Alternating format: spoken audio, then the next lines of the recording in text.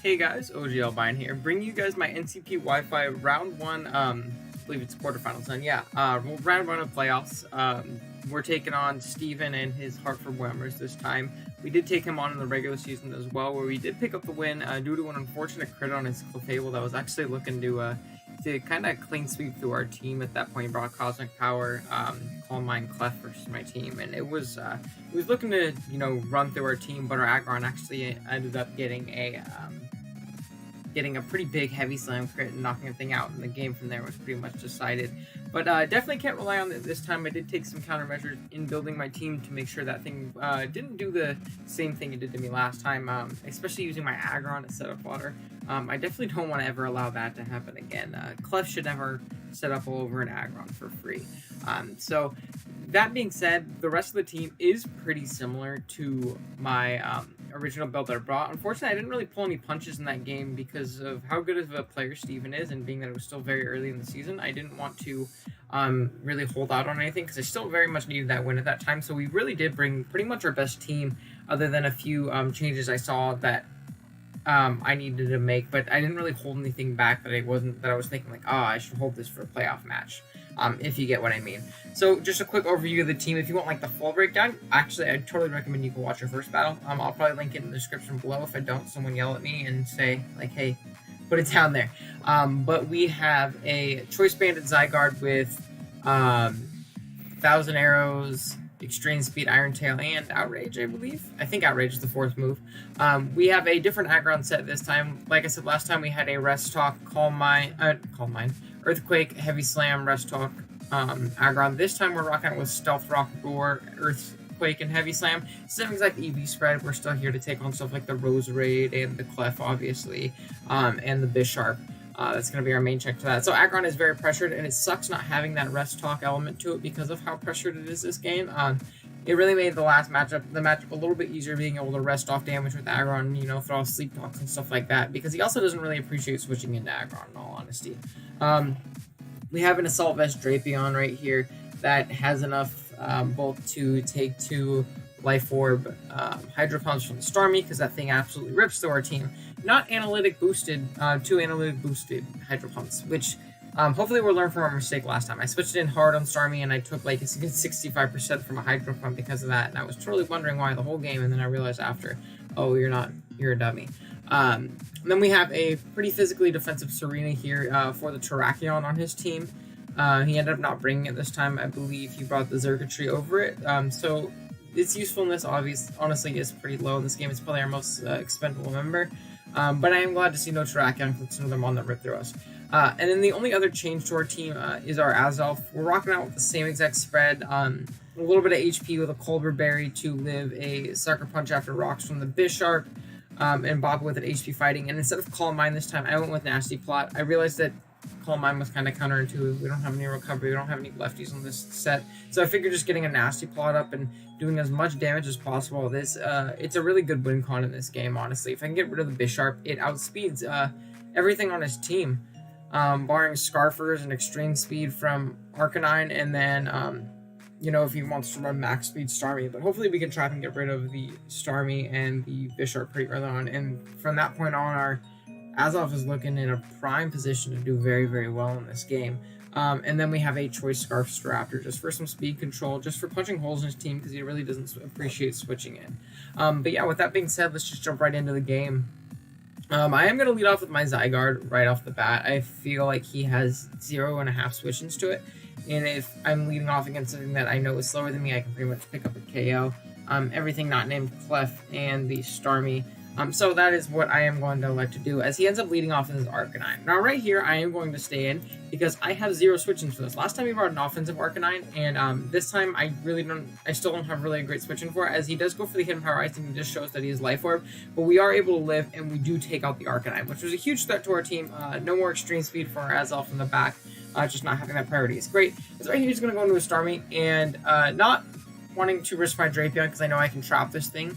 I am going to just go into my Serena, because like I said, it's pretty useless, and if you use Choice for some reason, we could take 2 Hydro Pumps.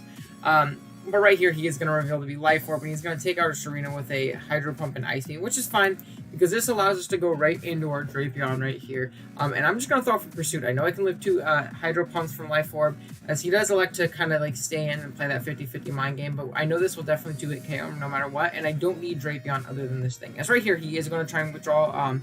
It was kind of 50-50. I thought about knockoffing that turn, but there was no reason because my Pursuit knocked him out from there regardless. So we are going to be able to get rid of the Starmie right there, which is great.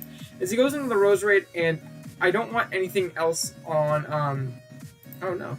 I don't want anything else on my team to be slept or anything like that, or take any damage from this, especially when my Aggron is pretty mega. So I'm going to let this thing sleep powder me, and then I'm going to pivot into my Staraptor, expecting the Hidden Power Ground to hit the Drapion, because otherwise he didn't really touch it. I didn't think he'd really go for a Sludge Bomb right there. As you do get that play right, we go into our Staraptor and we knock out the Roserade with the Brave Bird. It's right here he's going to go into Xurkitree, and I'm going to elect to stay in to get off a little bit of damage. Game's moving fast to the showdown, man. So the reason I elected to do this, despite it being a Xurkitree in my face, is if he was a very offensive Xurkitree, we always 2-hit KO'd him with Reckless Brave Bird. This does show that he does have a considerable amount of bulk, but even if he was max HP, a Brave Bird put him in range of a Banded Extreme Speed or a Psychic from my Azelf right there. So I did want to just kind of check and put him in range, make it to where he could not set up for free.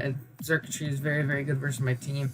I figured that's just, you know, a really bad idea all around to let it do so. So we are going to go for the Brave Bird. As he goes for the Z Hypnosis and he misses, which is unfortunate, but he does get his speed boost still, as I'm going to pull the switch out into my Drapion right here. As he goes for the Hidden Power Ice, I assume predicting maybe me wanting to go hard Zygarde, as he is just going to go for the Thunderbolt in the subsequent turn and take out our Drapion right here.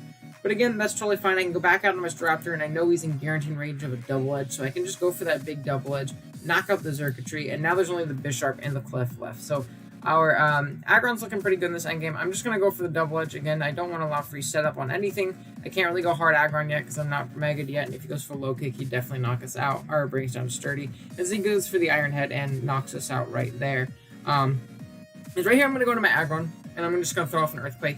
And right here is kind of where I'm realizing where I messed up. I do have Roar on my Aggron now for this Clefable, but here, let me pause right here. I have Roar on my Aggron for this Clefable, but he was kind of setting up an endgame where it was going to be a last mon Clef. And at this point, I can't roar him out. And if he's the same exact Cosmic Power set and we don't crit him, we're going to lose this game. As right here he goes for the Cosmic Power. This is a dumb move on my part. I should have prepped No Speed Clef just in case. As right here he is going to go for the Heavy Slam. We are going to do enough to potentially 2-hit KO him if we were faster, but we are not. And right here he's going to go for the second Cosmic Power. So I'm just going to throw off Heavy Slam to my only play, and we get the crit turn 2. That was definitely huge. And there was no other way for me to win at that point. I did still have my Azelf in the back to where I could potentially set up a nasty plot, and if he didn't have any Calm Minds up, I could, you know, boost up alongside him and then throw off some pretty big Psychics, depending on his spread, potentially to a KO him with a Psychic from Azelf, but, you know, most likely not. And then we could potentially also crit with an Iron Tail from Zygarde. Granted that we hit, but my best bet was this Aggron right here. I did have a chance to throw off a lot of Heavy Slams versus this thing. It would have taken a while for it to get all the way set up again, so odds would have eventually maybe been in my favor, but the fact that it happened in turn 2 is definitely some salt in the wound for Steven there, and I do apologize for that, being crit with a Clefable that could probably otherwise win in 2 games in a row versus me probably isn't you know, the best feeling in the world, so I do apologize for that. But with that being said, we are going to move on to round 2 in the playoffs, where we'll be taking on Jacob as always, and his Green Bay Pikachus, I believe it is.